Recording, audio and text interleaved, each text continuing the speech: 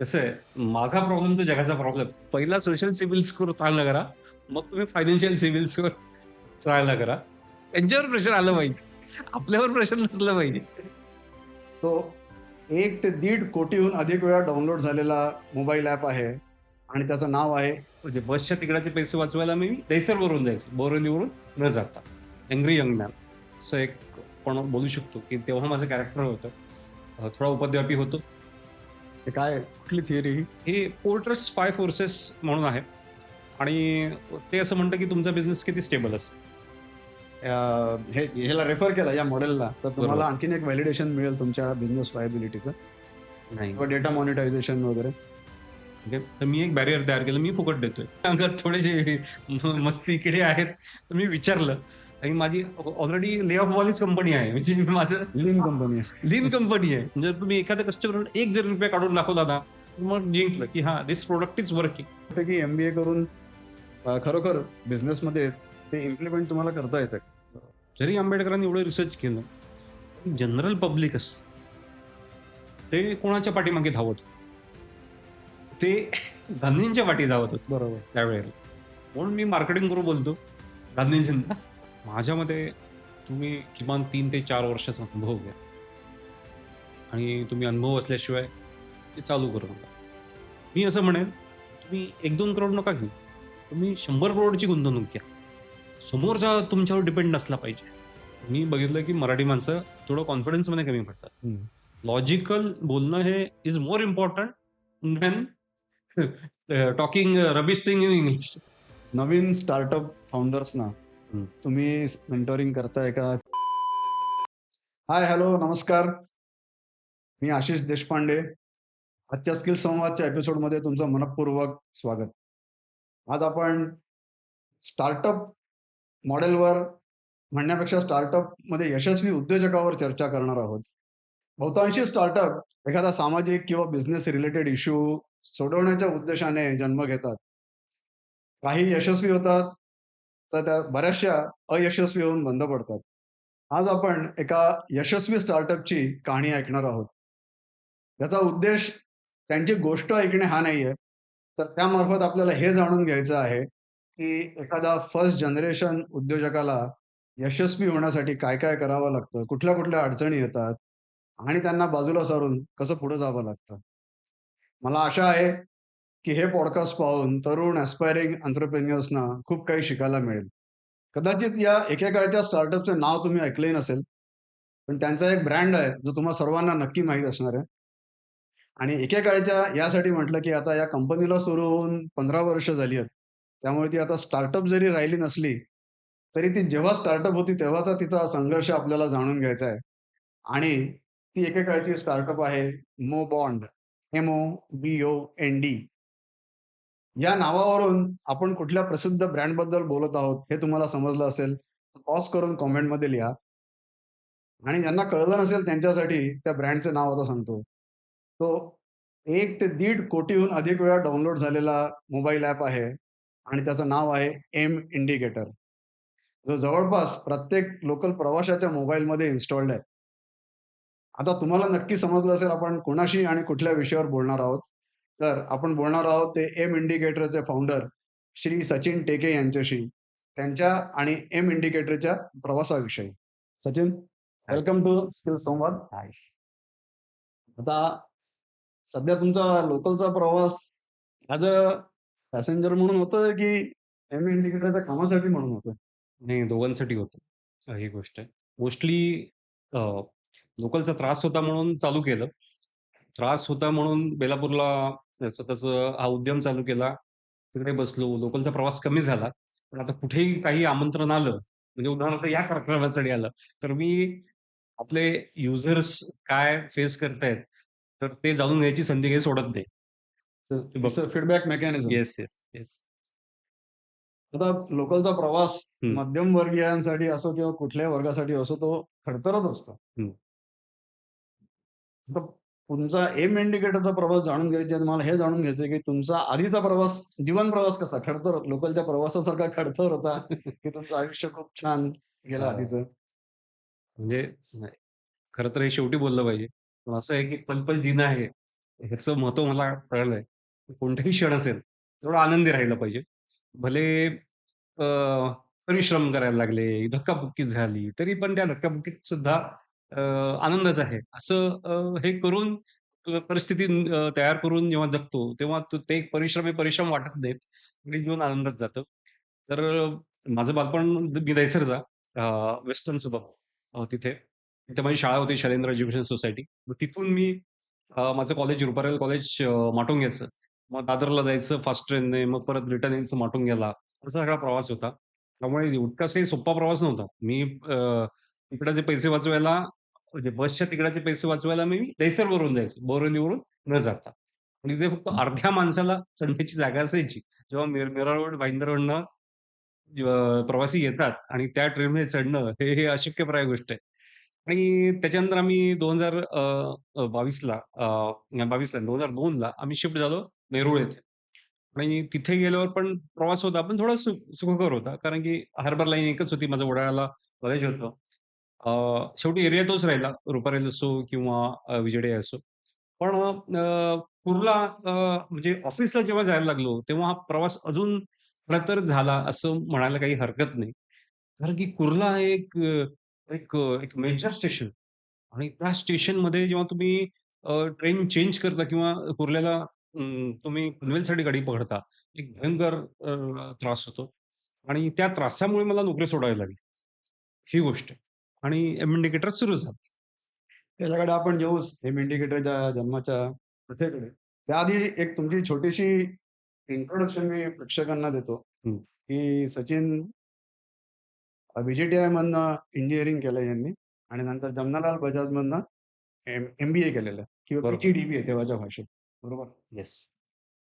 आणि Jamnalal बजाजमधनं pass out झाल्या-झाल्या त्यांनी M इंडिकेटरची सुरुवात केली. नाही, तर तेव्हाच केली मी. तेव्हाच केली. जेव्हा मी जमनालाल बजाजमध्ये एंट्री केली 2010ला म्हणजे त्याच वेळेला मी नोकरी सोडलेली आणि तेव्हाच इंडिकेटरची सुरुवात झालेली. अच्छा.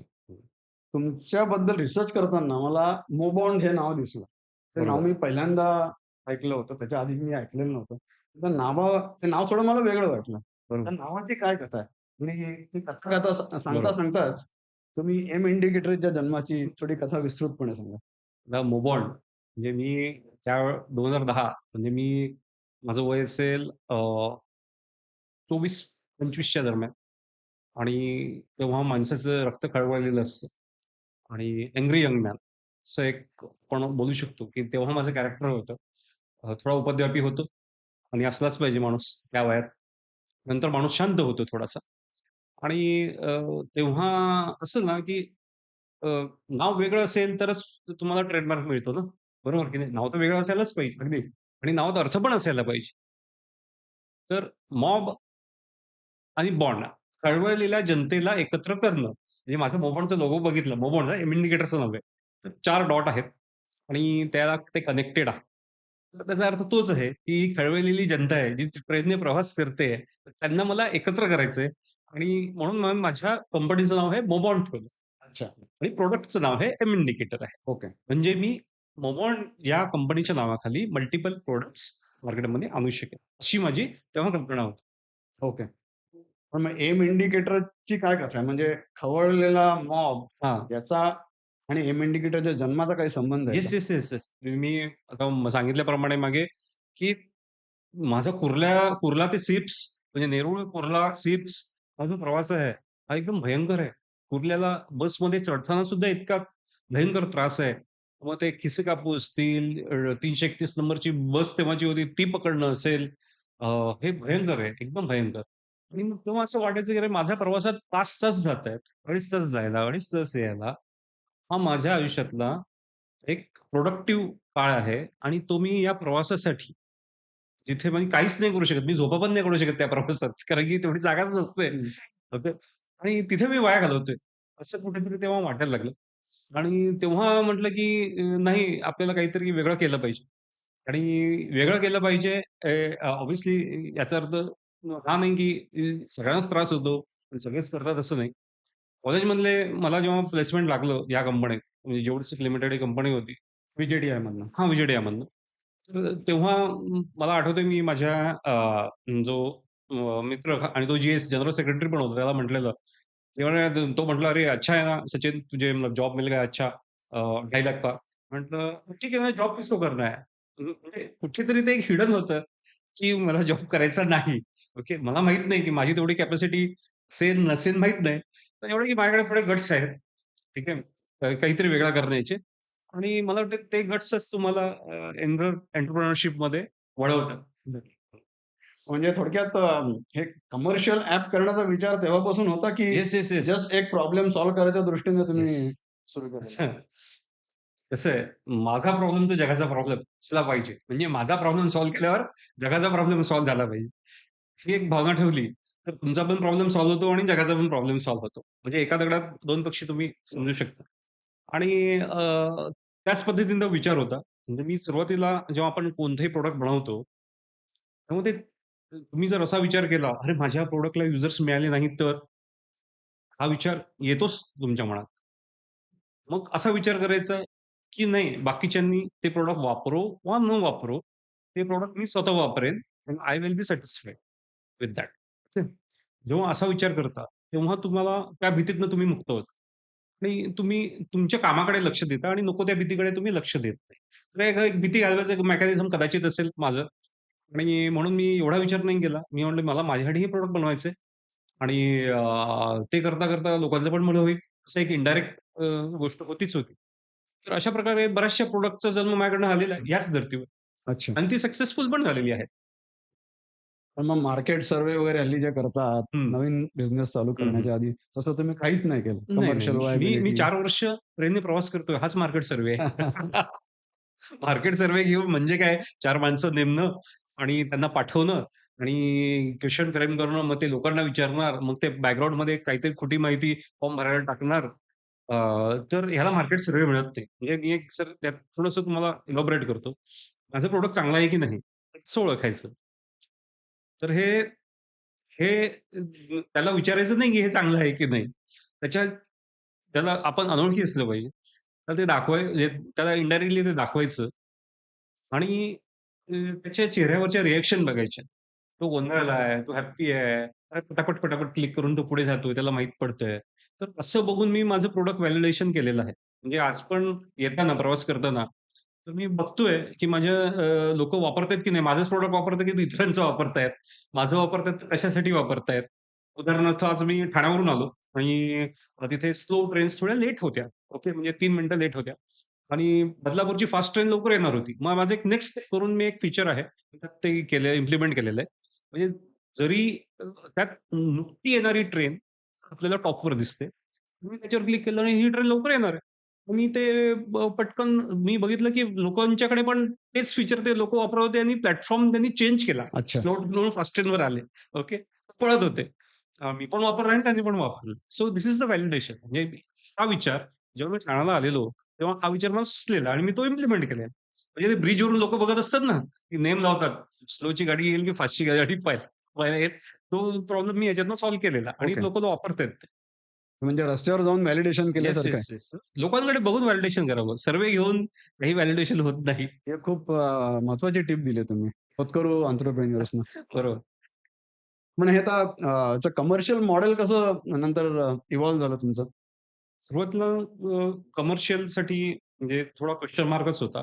तेव्हा 2010 साली काही एवढं काही ॲपमध्ये ॲडव्हर्टाइजमेंट हा पार्ट नव्हताच. किंवा तेव्हा ॲप हे फारच नवीन कल्पना होती. Googleने चे Android फोन 2008 ला चे लॉन्च झालेले. म्हणजे अमेरिकेत 2008 ला लॉन्च झालं. ते आपल्याकडे येता हा 11 हे साल उजाडलं. Android येता.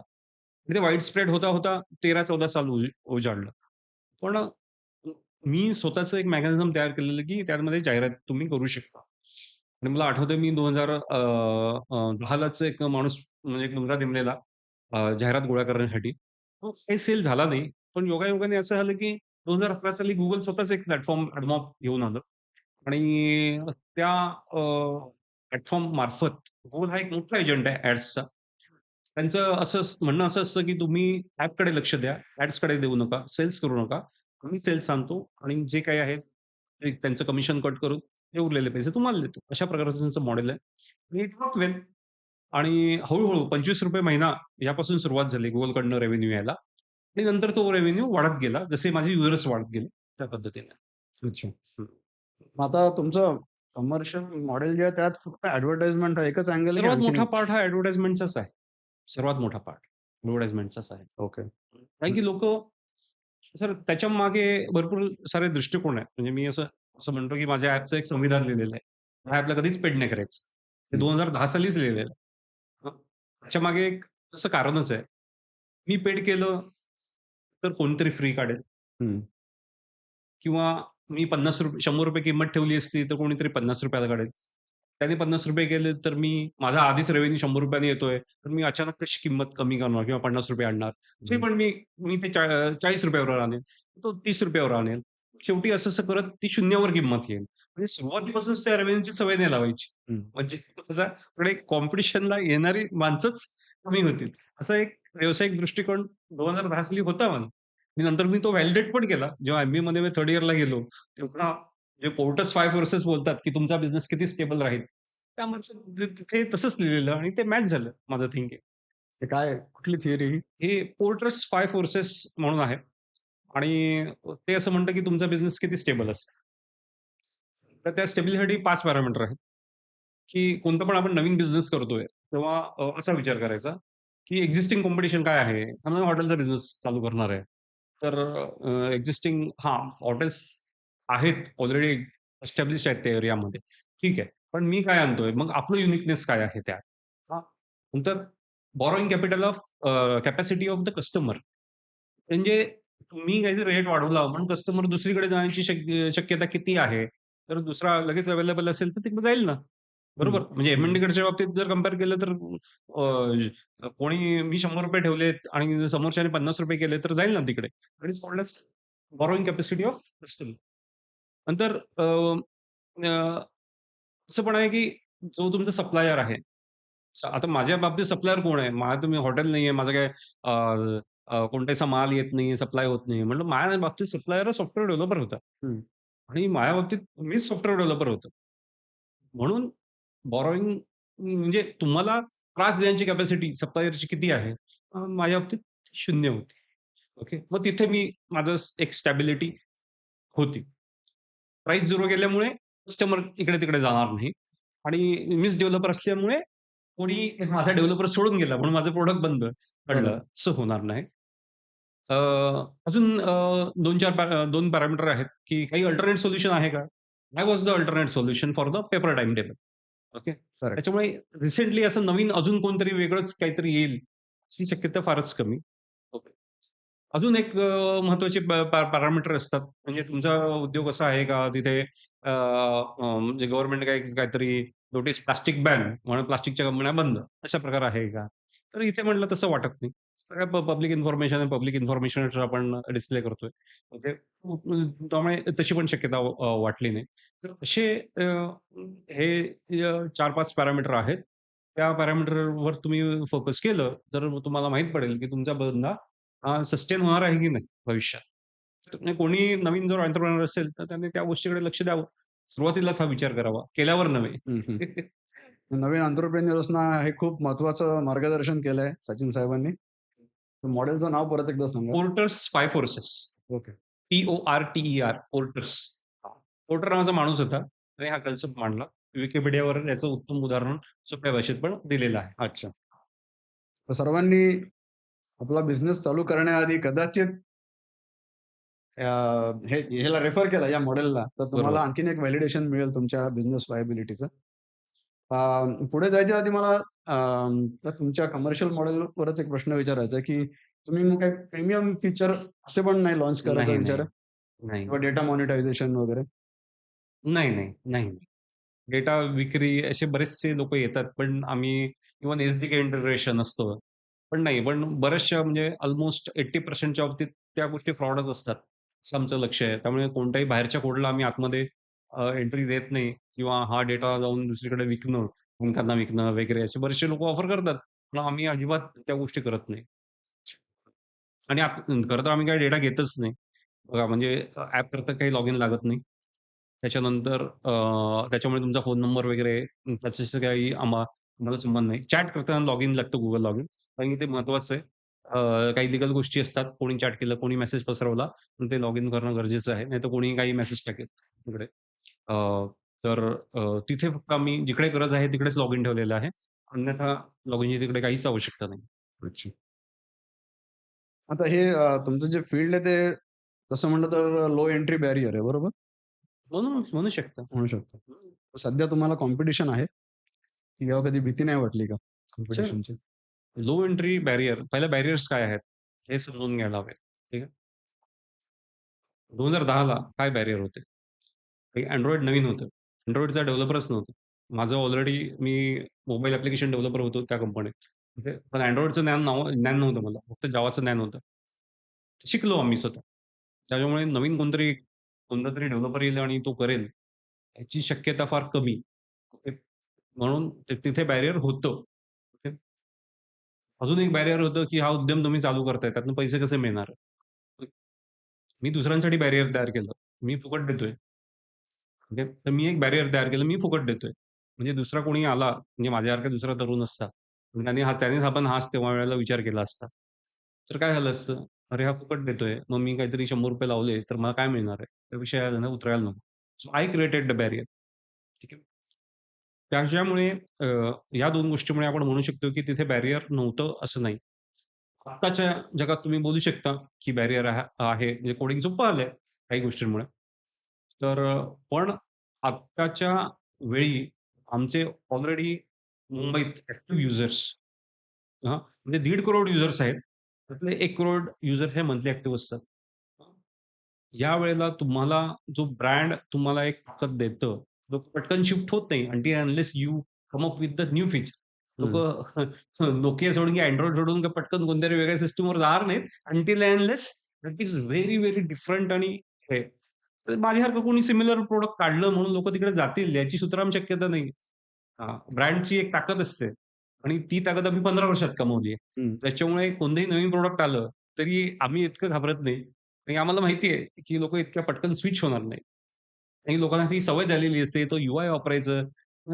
People don't want to move to any other place once they are comfortable आणि त्यांच्या गरजा भागतायत त्या गोष्टी. तर नाही जात लोक. खूप छान आणि पटण्यासारखं उत्तर हं. दिलंय. Thank you. जेव्हा तुम्ही सुरुवात केली तेव्हा तुम्हाला काही सीड कॅपिटल किंवा एंजल इन्व्हेस्टर्सनी मदत केली असं काही होतं की तुम्ही इट्स ऑल युअर ओन? मला आठवतंय, मी जिओडेसिकमध्ये कामाला होतो. आमच्या कंपनीची एक मीटिंग होती. तेव्हा हा विषय काढलेला. पण आमचे तेव्हाचे डायरेक्टर होते. त्यांनी कदाचित त्यांचा व्याप मोठा आहे. त्यांनी या गोष्टीकडे लक्ष दिलं नव्हतं. ते विषय काढला म्हणजे तुम्ही मी सजेस्ट हां, केलेलं, की मीटिंगमध्येच आपण विषय असं काढलेला. काहीतरी करूया. ते 100-200 लोकं होती. तरी तिथे डायरेक्टर समोर बोलणं ही छोटी गोष्ट नव्हे. तरी पण मी बोललो ना, माझ्या अंगात थोडेसे मस्ती किडे आहेत. तर मी विचारलं. कदाचित ते कोणाच्या लक्षात पण नसेल ती गोष्ट. आणि कंपनी लेव्हलच्या गोष्टी वेगळ्या असतील, त्यांचे व्हिजन वेगळे असतील, उद्दिष्ट वेगळी असतील. आणि ते तेवढं त्याला त्या गोष्टीला महत्त्व दिलं नसेल. पर्याय काय उरतो, की तुम्ही स्वतःच इन्व्हेस्ट करा. मग इन्व्हेस्ट करा म्हणजे पैसे टाका का? गरज नाही. स्वतःच मेहनत करा. म्हणजे माझा म्हणजे त्याच्यानंतर मी Nokiaमध्ये गेलो. तेव्हा माझी सॅलरी 60,000 होती. ती मी सोडली. That is an opportunity cost and that opportunity cost is a seed investment. हं. That's it. पण कसं आहे म्हणजे टेक्नॉलॉजी इंडस्ट्रीमध्ये तुम्ही जेव्हा असता, हं, तेव्हा टीम बिल्ड करणं हे खूप कॉस्टली प्रकार असतो हं, हं, आणि बराच कठीण असतो इन टर्म्स ऑफ हं. टीम मेंटेन करणं वगैरे. बरोबर. त्यासाठी तर तुम्हाला तेव्हा तर कॅपिटल लागतंच ना, जेव्हा तुम्हाला टीम वाढवायची असते तेव्हा. हं. तर त्या म्हणजे दृष्टीने तो तो एक मी प्रश्न होता. आत्ता थोडं म्हणजे मी गमतीने आत्ता हल्लेली म्हणतो. TCSने 1,500 लोकांना काढलं किंवा मोठ्या-मोठ्या कंपन्यांनी 8,000 Metaने 8,000 लोकांना काढलं. म्हटलं हे ले ऑफ हे माझ्या कंपनीत होणं शक्यच नाही. आणि माझी ऑलरेडी ले ऑफवालीच कंपनी आहे. म्हणजे माझं लीन कंपनी आहे. लीन कंपनी आहे. आधीच ले ऑफमध्ये मोडमध्येच चालते. जेवढं गरजेचं आहे तेवढंच घेतो. ओके. त्याच्या ओव्हर कॅपॅसिटीकडे आम्ही जात नाही. किंवा आमचं तसं प्रॉडक्ट बेस्ड कंपनी आहे. त्याच्यामुळे एक लिमिटेड गोष्ट लागतात. म्हणजे WhatsApp जी कंपनी चालू झाली, किती स्टाफ होता? 50 लोकांचा स्टाफ होता. बाकी जास्त स्टाफ नव्हता. त्यामध्ये ॲक्चुअल कोर करणारे फक्त 8 लोकं असतील. बाकीचे सगळे सपोर्ट मेंबर असतील आणि त्यांची संख्या कमी करता येणं सहज शक्य होतं. ओके. म्हणजे खरं ती कंपनी 50 लोकांची नाही, म्हणजे 8 लोकांची कंपनी WhatsApp. ओके. तर असं वाटतं आपल्याला, की जेवढी माणसं तुम्ही टाकणार सुरुवातीला, तेवढाच गोंधळ वाढवणार, तेवढं डिसिजन मेकिंग तुमचं स्लो होणार आणि वाद वाढणार. मग त्यापेक्षा एक लीन मॉडेल एक एक मालक असलेला कंपनी फटाफट ग्रो करते सुरुवातीच्या काळात. ठीक आहे. आणि त्याला स्केल करायचं असेल तर ऑब्व्हियसली अ, थोडीशी माणसं लागतात मोठ्या मॅनेजमेंटच्या लेव्हलची. पण मी त्या गोष्टीकडे अजून तरी वळलेलो नाही. हं. आता तुमचं कंपनी स्ट्रक्चर कसं आहे मग? इट्स प्रोप्रायटरशिप? स्टार हां, प्रोप्रायटरशिप आहे. मी प्रायव्हेट लिमिटेड फॉर्मेशन केलेलं. Private limited. मला एम-बी-एला धडा होता, की आमचे सर होते लॉचे. त्यांनी फार सुंदर सांगितलेलं. What is private limited? Okay. What is private? What is limited? त्यांनी सुंदर शब्दात सांगितले. म्हणजे लोकांना माहीत नाही या माध्यमातून मी एकदम एका वाक्यात सांगतो. लिमिटेड म्हणजे तुमची लायबिलिटी लिमिटेड. म्हणजे तुमचे कंपनीचे सप्लायर आहेत. कोणी माल पुरवठादार आहेत. आणि तुमची कंपनी डबघाईला आली. हां, म्हणजे तुम्हाला पे करायला त्याला पैसे नाहीत. तर तुमची लायबिलिटी समजा तुम्ही तुमच्या त्याचं मेमोरंडम असतं कंपनीचं. तर 1,00,000 दिली असेल, तर तो समोरची व्यक्ती तुमचं काहीही करू शकत नाही. आपण बँका आता काय करतात पर्सनल गॅरंटी घेतात. त्याच्यामुळे त्या स्ट्रक्चरला बँकांच्या लोनसाठी काहीच उपयोग नाही. तिथं पर्सनल गॅरंटी 100% होते. हं. ओके. आता प्रायव्हेट म्हणजे काय? प्रायव्हेट म्हणजे बाकीचा भागधारक आहे. बाकीचे माणसं तुमच्या कंपनीचे शेअर खरेदी करू शकत नाही. त्यामुळे ते ढवळाढवळ करू शकत नाही तुमच्या कामामध्ये. म्हणजे उदाहरणार्थ कॉम्पिटिशनची माणसं असतात, ती येतात, ती ढवळाढवळ करण्याची शक्यता असते. ओके. ते नको म्हणून ते प्रायव्हेट. ओके. पब्लिक लिमिटेड म्हटलं कोणाचे शेअर कोणीही घेऊ शकतं. शेअर मार्केट म्हटले तर कसे पण उचलू शकतो. तर ह्या गोष्टी टर्म समजणं फार महत्वाचं आहे, की तुम्ही प्रायव्हेट लिमिटेड किंवा पब्लिक लिमिटेड किंवा शेअर मार्केटमधली कंपनी स्थापन करा. प्रायव्हेट लिमिटेड कंपनीचं उद्दिष्ट आहे, की तुम्ही मार्केटमधनं जेव्हा दुसऱ्यांचे पैसे घ्यायचे आहेत, तेव्हा तुम्ही प्रायव्हेट लिमिटेड फॉर्मेशन करणं फार गरजेचं आहे. मी बनवली सुद्धा होती प्रायव्हेट लिमिटेड कंपनी. आमची 2014ला तशी उद्दिष्ट होती, की आम्ही काहीतरी एक्सपांड करू. मोठे-मोठे इन्व्हेस्टर आहेत, Sequoia कॅपिटल असेल, Lightspeed असेल किंवा मॅट्रिक्स पार्टनर असेल, अशा सगळ्यांनी आम्हाला बोलावलेलं. पण मला Sequoia कॅपिटलचे जे एक मॅनेजिंग पार्टनर होते, त्यांनी मला सांगितलं, "तुला पैसे कशासाठी पाहिजेत?" "हे माणसं आहेत तर तुमचा रेव्हेन्यू येतोच आहे, बरोबर ना? तुम्हाला पैशाची गरज काय आहे?" आणि मी पण विचार केला, खरंच आपल्याला पैशाची गरज नाहीये. बाकीचे घेतायत म्हणून मी घेऊ. ह्यात काही अर्थ नाहीये. बरोबर. म्हणून बिझनेस नीड नव्हती थोडक्यात. येस. तर म्हणून आम्ही ती प्रायव्हेट लिमिटेड ती कंपनी थोडंसं स्ट्रक्चर होतं ते 4 वर्ष होतं. नंतर ते क्लोज करून टाकलं. आवश्यकताच नाही. कारण की आर-ओ-सी म्हणजे रजिस्टर ऑफ कंपनीजचे कॉम्प्लायन्सेस एवढे आहेत. काम करण्याच्या ऐवजी तुमचा अख्खा वेळ हा कॉम्प्लायन्सेसमध्येच जाईल आणि त्यांची पेनल्टी भरा. तुमचा इंटरेस्ट, पेनल्टी आणि बरेचसे कॉम्प्लायन्सेसमध्ये तुमचे दिवस निघून जाईल आणि कामाकडे दुर्लक्ष होईल. त्यामुळे माझा तरी सल्ला आहे नवीन उद्योजकांना हे एल-एल-पी फॉर्म करणं किंवा प्रायव्हेट लिमिटेड फॉर्म करणं. ओके. जर तुम्ही कमी मेंबर असाल, ओके. तर हे टाळा. नको त्या भानगडीत पडू नका. जी नंबर घेणं, अशा अशा बाबतीत तुम्ही पडूच नका सुरुवातीला. चालवा, स्टेबल होऊ द्या. मग निर्णय द्या. आपल्याला इन्व्हेस्टमेंट पाहिजे, तर प्रायव्हेट लिमिटेडमध्ये जा. नाहीतर जर मल्टिपल पार्टनर असतील तर एल-एल-पी करा. नाहीतर जर अजून तुम्हाला इन्व्हेस्टमेंट पाहिजे असेल, तर मग तुम्ही आय-पी-ओसाठी तो तर आपण नंतर स्टेबल झाल्यावर विचार करतो. तसं करा. पण उगाच कोणीतरी सांगितलंय, कोणाला तरी चार्टर्ड अकाउंटंट सांगतो, म्हणून तुम्ही काहीतरी करायचं, असं करू नका. ओके. हं. Very good tips for the young entrepreneurs. Yes.